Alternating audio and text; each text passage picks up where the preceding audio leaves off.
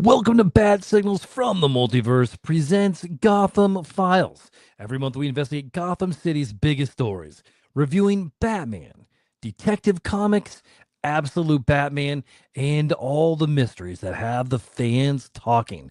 The files are on the desk, the evidence is in. Let's get to work. First, we're going to talk a little bit about Batman number 12. This is titled Verity. Batman number 12 continues this fast paced run as Gotham suddenly becomes the target of six deadly assassins. While Batman races to uncover who's behind the attacks, the issue also expands Alfred's legacy in a surprising way and continues laying the groundwork for the bigger story that's been building throughout Fraction's run. It's another action heavy chapter that keeps the mystery moving forward. What lit up my bat signal for this, my favorite moment, is when comes crashing into an elevator, knocking the crap out of a couple of assassins, and then opening up, and he's like, take the next one. So good. My favorite character in this episode or issue, same thing, I guess, is the new first official appearance of Verity Pennyworth. This is a good first appearance. She's really making her mark right away, and she shows the team that she can hang. I really like to see how she's going to get along with everybody, except right now she's really just met Bruce slash Batman and Damian, as far as we know. So she is going to be my favorite character of this issue. And my favorite panel is Batman breaking into the elevator. It's just so cool. Jorge Jimenez is, man, one of my favorite artists on the scene right now. And my favorite quote from this book is, I've always known the final criminal I bring to justice will be the Batman himself, Mrs. Pennyworth, or I'm sorry, Miss Pennyworth. Uh, Batman says that. And so it kind of makes you think a little bit about what his mission is and when it is over, or if it could ever be over. Is that a cop out? I don't know. But does it work? Yeah, I mean, it works for this. A couple questions that after reading this that I have is, what will Verity's take be on Dick Grayson's Nightwing? Because that's the one I really want to see. Could there be a Dick and Verity relationship? Because Dick always gets the girl, I guess, and maybe this would be good for maybe a different Robin. And what would change that dynamic if Verity Pennyworth got with somebody, or maybe someone from not from the Bat family? It'd be really cool. I can't wait to see. Also, I also can't wait for her to meet the rest of the DC, other people, the Superman clan, and all this kind of stuff because of the Midnight Sun that she is working for. We are starting to see a lot more Bruce in the Batman book. Is that a good thing or not? So you tell me. And I'm going to rate this one from a pull the bat signal must read to a worth the patrol, worth reading, or lost in the multiverse. Skip it altogether. This is definitely going to be pulled the bat signal for me. This was a good issue. Missed the issue before this, so kind of picking this back up. So anyway, good stuff. Moving on to Detective Comics 1111. This is Flight Part 5. A quick synopsis is Detective Comics 1111 continues Tom Taylor and Mikhail Janin's story by connecting Batman's early years with a mystery that's unfolding in the present.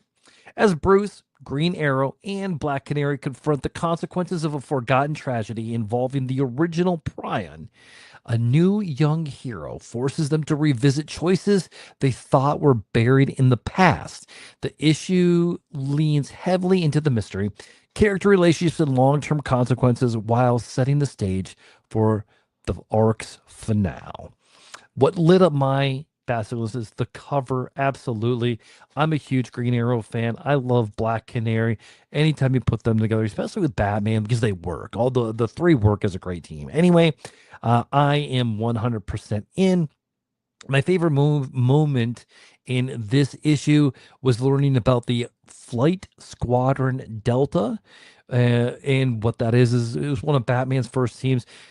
This takes place a while ago. However, I guess it's going to be really, really hard for the art to show that because they really look the same. And besides taking the facial hair off, all is the only way you can really tell, make him a little bit younger. My favorite character in this comic is Black Canary. She just kicks so much ass in it. My favorite artwork is Green Arrow shooting arrows. Man, like Mikal Janin, you knocked that one out of the park. So good. My favorite quote is from Green Arrow, and it is just, I get it, no pointy bits. So this book works. Um, there wasn't really anything I didn't like about the book. Detective Comics is I like the noir part of it. A couple of questions and predictions that I kind of have for this book here that I'm bringing up. Can Batman really solve this mystery without confronting the mistakes of his past, or are there some cases just meant to stay buried? Yeah. Also, who do you think will ultimately be proven right in this story? Batman, Green Arrow, or Black Canary? Do you want Detective Comics to continue being Batman, Green Arrow, and Black Canary after this mystery is solved? Or are you ready for it to go back to be Batman? And do we like the character of Prion? Especially with the new history within the characters, will we see more of him or them? So what do we think? I, I again pulling the bat signal. This is definitely a must read, especially for your Batman fans out there. And last, moving forward, Absolute Batman number 23, The Straw Man Part 5 by Scott Snyder and Nick Dragotta. A quick synopsis is Absolute Batman number 23 is another intense chapter in Scott Snyder's run as Batman is pushed to his limits by an enemy that attacks both his mission and his identity. The story keeps raising the stakes around the Robins, introducing a terrifying new interpretation of a classic villain, and leaves you wondering who can still be trusted by the time this issue ends. What lit up my bat signal on this one is Batman connecting the dots between Project Batman and all of his friends, Penguin, Killer Croc, Riddler, Harvey Dent, and his mom. It sounds crazy the way that you're reading the panels. It just sounds like he's losing his freaking marbles. And in a way, he kind of is. But he's thinking everything is revolving around him becoming the Batman and all the villains and the villains that we think. Are they really, though? I don't know. I mean, everything's kind of backwards in the Absolute Universe. I love it. They can do these things.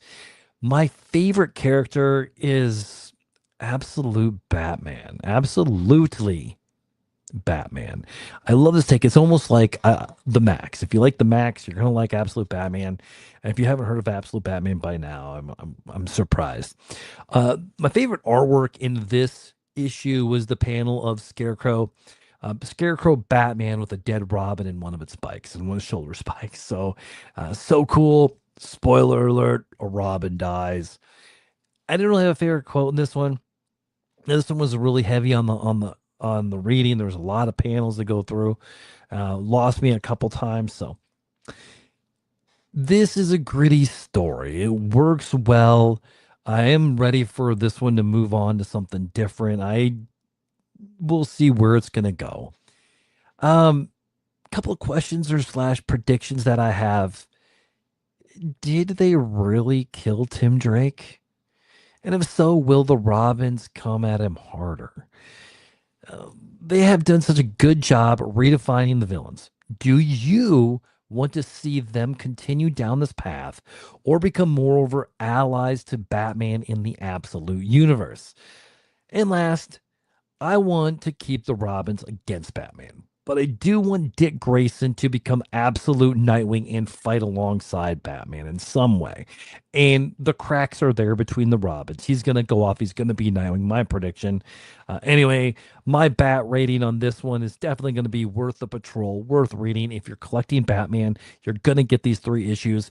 And if you're not following the Batman comics, you can listen to this and you're going to be fine. My out of the 3, my favorite cover of between them would be Detective Comics 1111. My best artwork is going to be anything by Jorge Jimenez.